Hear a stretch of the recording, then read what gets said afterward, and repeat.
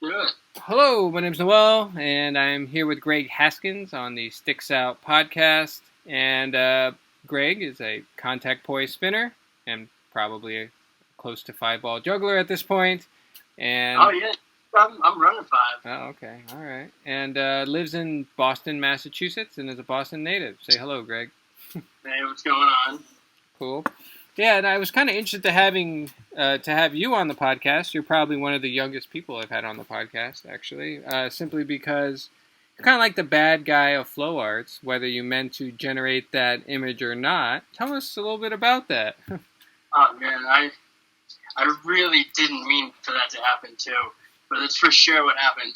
So like, I honestly don't know how it happened. I was just so when Ploy Chat went to shit and everyone moved over to the Flow Ass Lunchbox, I started communicating with a whole bunch of people.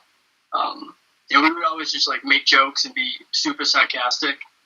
And I don't know, apparently, I guess from the outside looking in, it probably had like a super click, like cool kids vibe, I guess. I can only assume. But yeah, I don't know how it happened. It's a lot of the way I talk. I swear a lot. But that's just how I talk. So Yeah, how do you feel like I've met you in person, and how do you feel about people misinterpreting like your in-person Greg versus your internet Greg? Just to kind of pull that out there. uh, I, I don't know. I wish more people would save a judgment until like you have a chance to like interact with someone in real life for Hmm. a pretty like a I don't know like a suitable amount of time, like at least a few hours. You can really like feel out who somebody is, because online, even people that I know that are really nice, I can't get along with them online whatsoever. Like Arashi, for example. Oh man, he bothers me on the internet, but in real life, he's a sweetie. Sweetheart. Yeah, I think that's sort of like the byproduct of sort of our scene growing fairly largely through the internet, the flow scene, kind of a lot of misinterpretations or misjudgments. It's kind of the reason why I do this podcast too, right? Because I feel as if people are just people and it's not that big a deal. And I can think of people that I maybe at some point have had an interaction with negatively on the internet or festival related, but that really doesn't have anything to do with just being a normal person, you know? Just Right? That and like it just occurred to me that a lot of times, especially when you're talking to friends, uh, you you almost forget that anyone else can see the conversations that you're having. So like I might be a public post in like let's say Poi Chat, and me and like two friends are cracking jokes about whatever the thread is about, and then everyone will see that and then form their own opinion based on whatever jokes we're making. But it is what it is. Can't really avoid it. all right, let's switch it up. Let's talk about contact poi. So, contact poi is your thing, right? And so, how did you get into poi in the first place? And let's start there. How did you get into poi?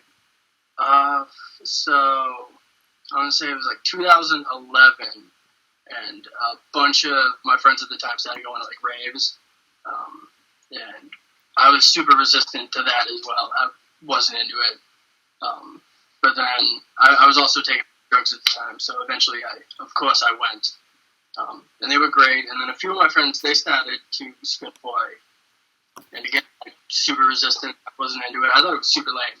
I just saw the Crystal Boy from Buzz, and I'm sure you know the jokes that we would make.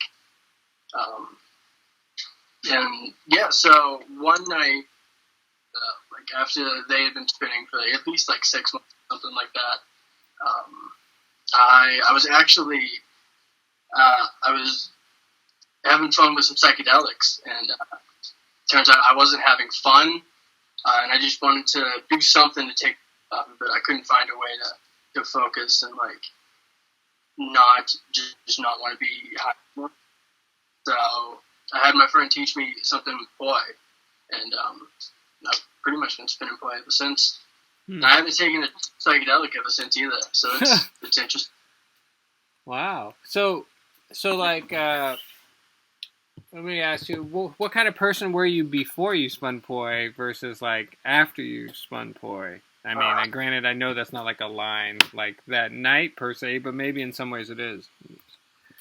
Yeah, it's I was such a different person. I was looking back, it's like how do you explain it without going into like I gotta show you YouTube videos of like things that were like out of the cultures that I was involved in, but stereotypical like Boston hardcore music, like moshing and getting into fights and drinking and just being a fucking asshole.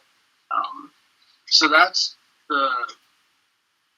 like the kind of scene that I was involved in from like I would say ages 13 to maybe 20.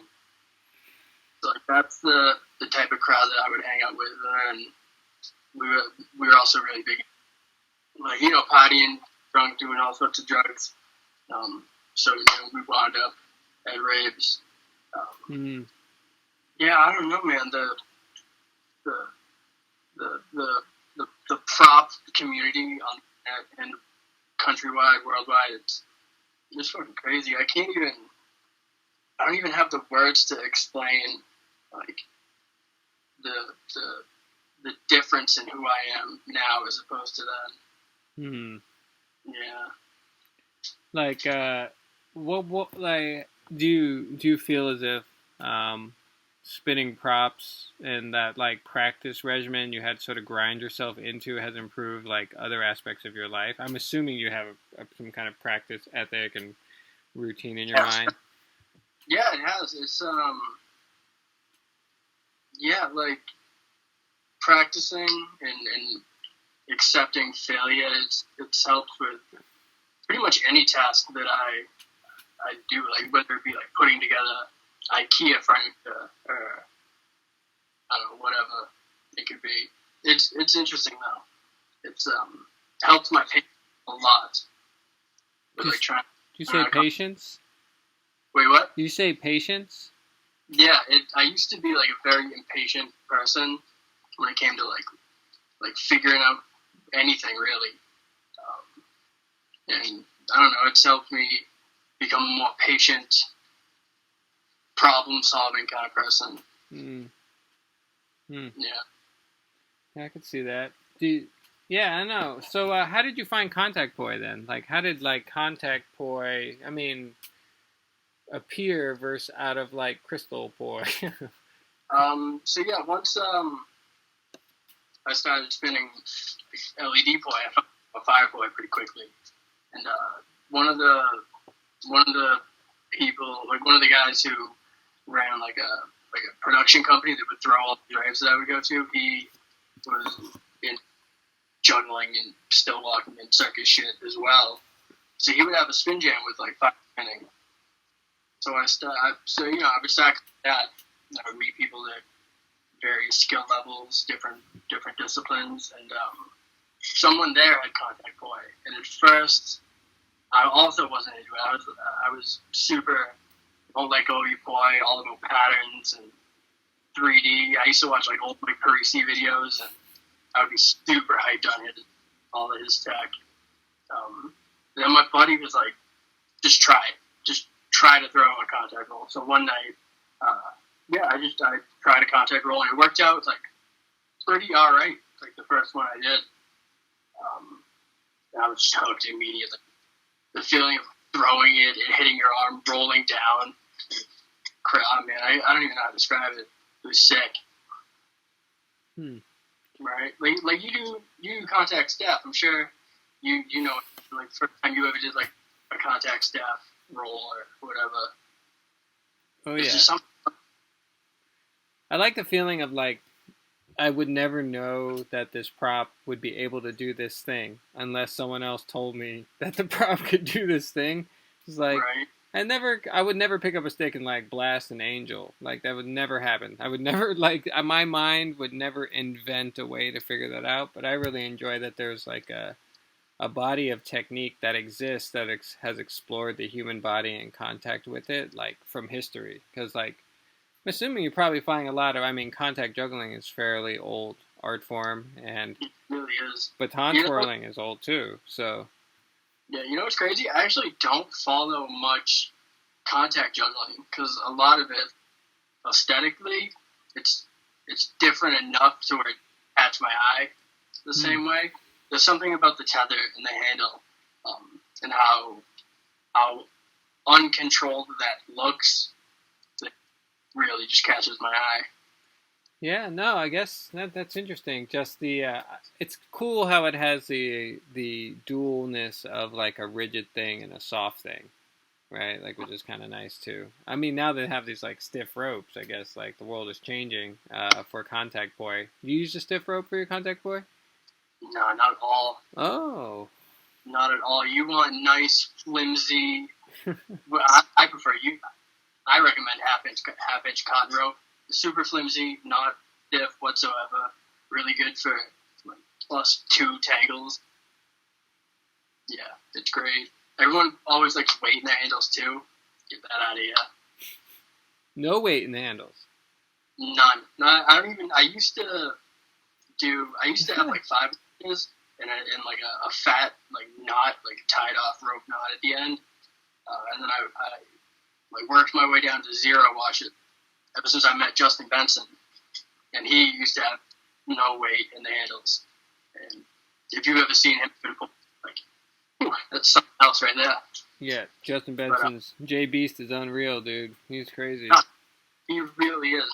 So I think like once I met him, I think I set out to, because what he was doing was so beyond me. And then when I met him and I used his setup, it like threw me off so bad. Like, it was super humbling because at the time, like for some reason, I don't know how I got it into my head. I felt like I was pretty hot shit in contact boy. I felt like I knew what was going on. And then I met him and I used his setup. Well, I don't know anything, shit. Yeah. So it almost put me on a path to like get his approval, but not really. Like, you know what I mean? Oh, yeah. Like, I don't want to say that. I want like more so like it raised my standard. Yeah, no, I think that's a good point. I think, it's funny because I mean I see badass kendama on the internet, and I went to IJ this weekend, and that woman Lisa Kambu, I'm pronounced Lisa Kendama or whatever. Like I saw her do it in person, and she was like doing like whatever Ken flips or the juggles and stuff like that, and I was like, wow, someone actually can do that. Holy crap, I could probably do that. Sometimes it just takes like an actual in-person confirmation of ability. Like you could see 5-ball on the internet, but once you have that 5-ball friend, you're automatically going to evolve faster, 100%.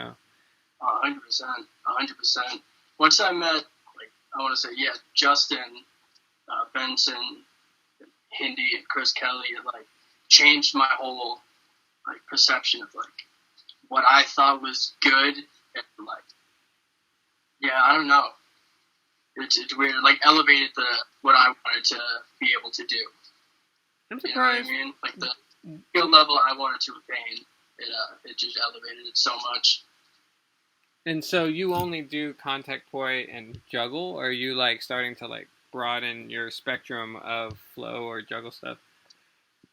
I've tried, and like I've played with hoops. I got 3 right over here.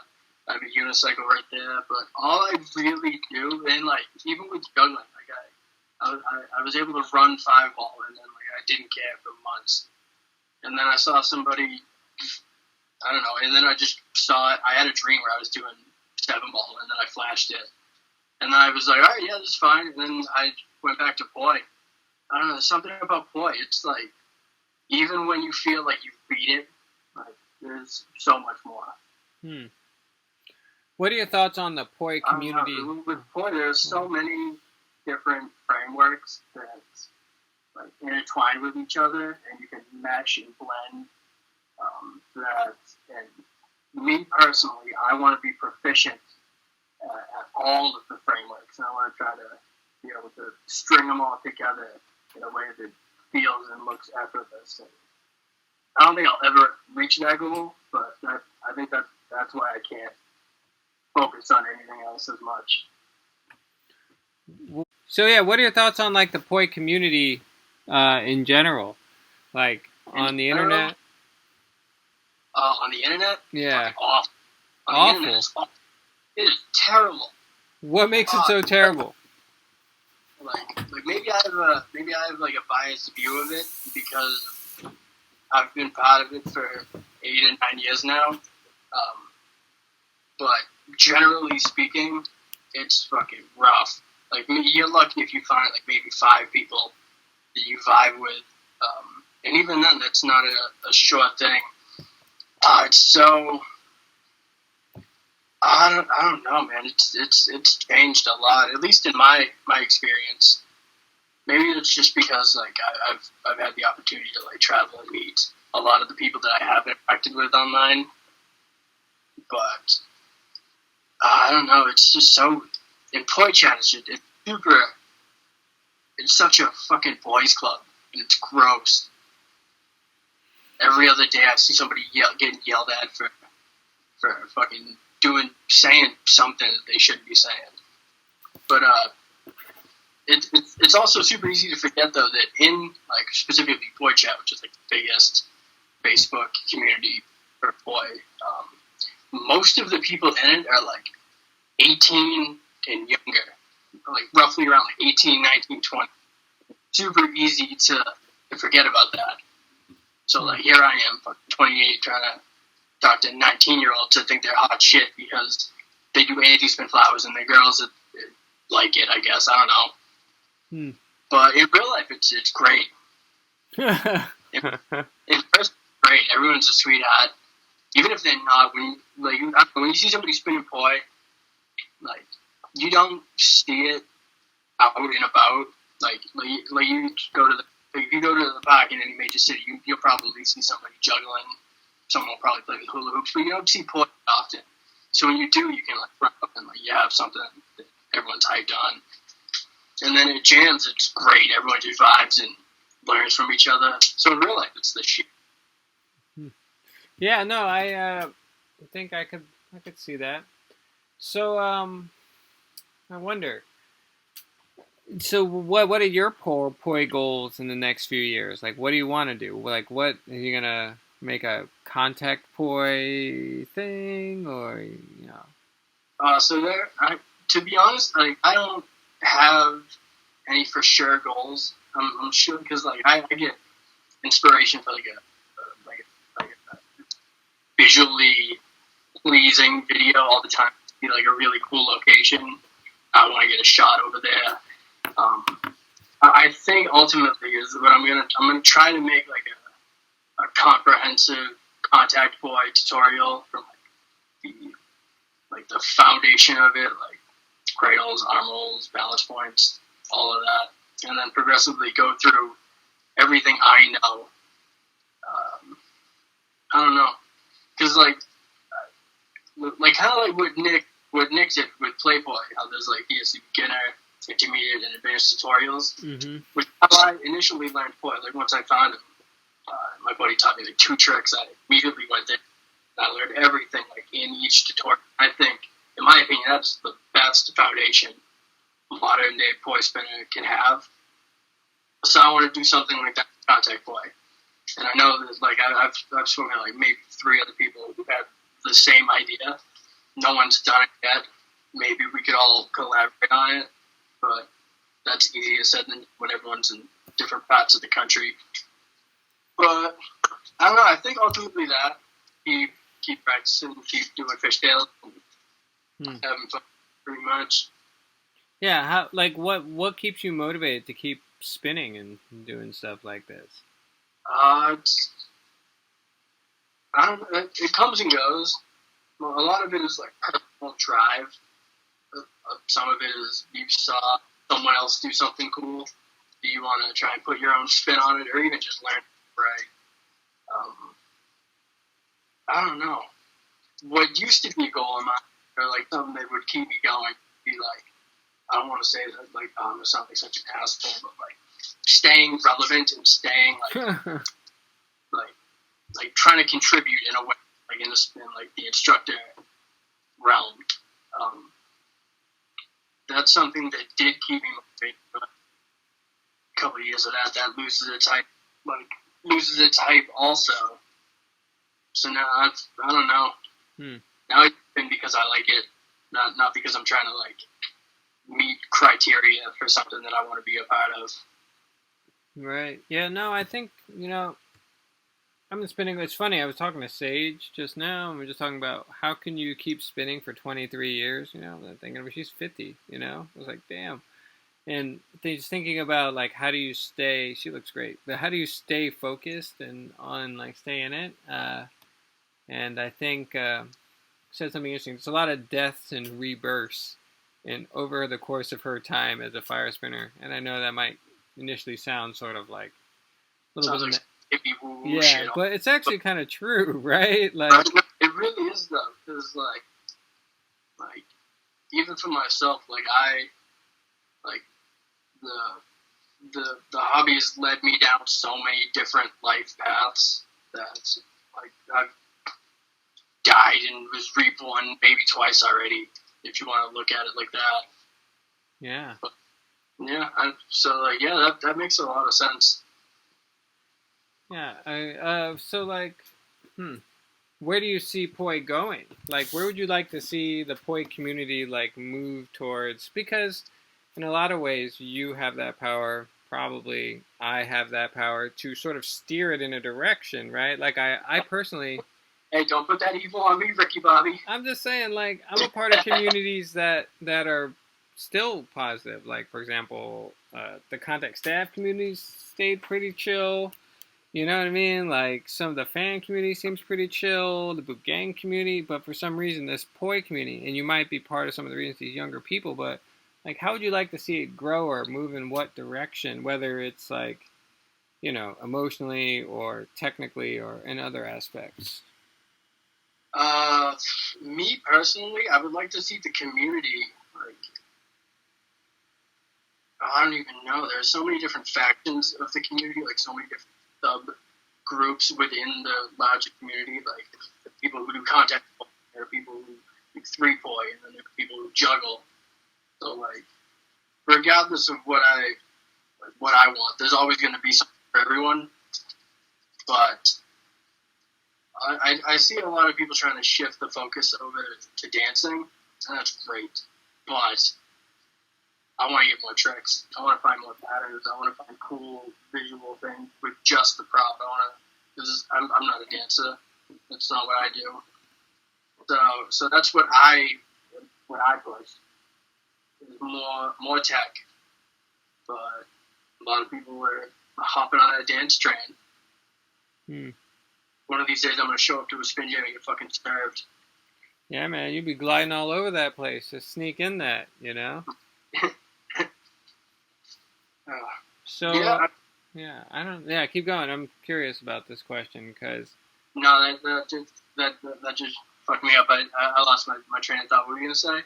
No, I was just like thinking about the direction of Poi because I don't really spin Poi as much as I used to. I literally spin it for gigs when I'm mostly doing sticks or. Yeah, you know where I think it's heading ultimately? Juggling. I think everyone's just going to juggle. Yeah. I honestly feel like it's getting to the point where if you're not juggling, no one's going to give a shit. Are you going to start? Which is fine. Everything leads back to juggling somehow. Are you going to start Poi juggling or what? What's? No. No? No, it's because I live in New England, and the weather out here is dog shit, like, half the time. So, like, and like, I work a lot, and I don't always have the space necessary to practice Poi juggling. And if I do, it's like a 45-minute drive. And I'm not trying to do that every day if I want to stay proficient or actually practice anything the right way or the way I would need to. I mean, if I come into like space that I can learn, then sure, probably not though, but maybe. Okay. Well, before we go, I mean, I feel like Poi needs people like you to say stuff sometime because, I mean, at this point, you're like a mentor of the Poi community. I mean, like, I'm like great grandfather. I'm like way down the line. You know what I mean? There's been like many since my time in that community, and I'm always curious, like, how that can continue, you know? Because a lot of the Poi spinners that are, I mean, seems like Tim has been good, being positive supporter, and some other people have still positive support. But like, you know, I think the community needs people like you know, to set them straight. You know. Yeah, I've, I've like gone out of my way to try to like be even just to help people some way. It's tough. It's tough, especially when everyone thinks you're an asshole before they even know who you are. That makes it real tough. Let me tell you. You ever tried to set a positive example in an online group when everyone thinks you're an asshole? Whew. Whew. Yeah. Yeah. I have better luck avoiding a concussion slamming my head into a wall. Yeah. Well, you know, it'll happen. I'll try. Yeah, I'm really into this. I'm recently been into the VTG land again. I'm almost finished. I'm so happy, dude. This will be it. My legacy from VTG will be done. It's just an Android app, right? It's coming out on iPhone. Mike has to finish. We just did like around 30 beta testers, like 30 went through, but yeah, that keeps me motivated, right? Like, I mean, I'm still gonna juggle. I'm a juggler, so I'm doing sticks, shoulder pads at home, and kendama, and working on this app. I got a freaking ocarina I'm learning how to play right now, so like, you know, I've actually been getting back into skateboarding real heavily. I was trying to keep my mind fresh. You see that video? Recently, Chris released that video of him doing the. Oh yeah, the tray flip at IJA. He also has a video of him and Nashville doing like forward no beats or reverse no beats on a skateboard. It's pretty cool. But yeah, that is pretty legit. There's one video of this kid doing really cool flip in, flip out manual tricks. He's like throwing cascades up in the middle. It's sick. He'll toss one hella high. Do like some kickflip nose manual, catch it right into cascade. Fucking tight. So, all right, before we go, I'm gonna ask you 2 questions. You're a cat person, right? Over dog person? Yeah. Nice, dude. I'm a cat person too. Oh yeah, this is important. Have you seen a Munchkin cat? Cat with tiny little legs. Why, you got one? Yeah. Hold on. Oh, nice. This is worth it. This is a good exit. You know, I would take this silence because there's a cat coming. You know. He ran away. You know what? Oh man, that's a bummer, dude. All right. Oh, here. Come here, little bug. Come here. Yeah. What's up, buddy? Oh my gosh! Wow, his legs are pretty short. Wow, he's a tub, huh? This is my little Munchkin cat. What's his name? His name is Simba, and he's a sweetheart. And so he just has a huge body and little legs, huh? Yeah, he pretty much, like, from, like, his shoulders and, like, the rest of his body, totally normal. But, like, tiny little legs. Okay. All right, well, Greg, I appreciate your time being here on a little chat, and I appreciate... Thank you for having me. No, man, I mean, this will be, like, the maximum 35 people watching this in the next year, so we'll see. Dang, dude, click out on 35. Yeah, but...